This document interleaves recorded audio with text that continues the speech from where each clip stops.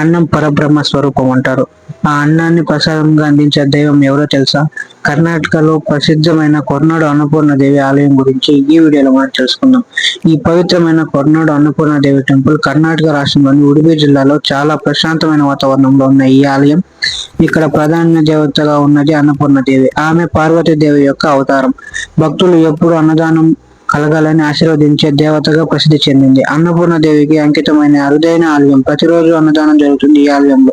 విద్య కోసం అలాగే ఐశ్వర్యం కోసం భక్తులు ఇక్కడికి ఎక్కువగా వస్తుంటారు.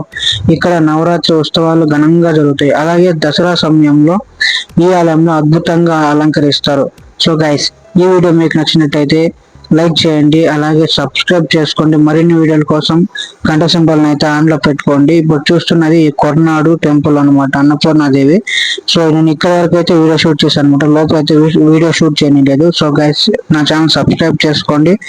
సబ్స్క్రైబ్ చేసుకోవడం మర్చిపోద్దండి. సబ్స్క్రైబ్ కాని వాళ్ళు కూడా సబ్స్క్రైబ్ చేసుకొని సపోర్ట్ చేయండి గైస్. మీకు ఇలాంటి మంచి మంచి కంటెంట్ మీకోసం తెస్తూనే ఉంటాను.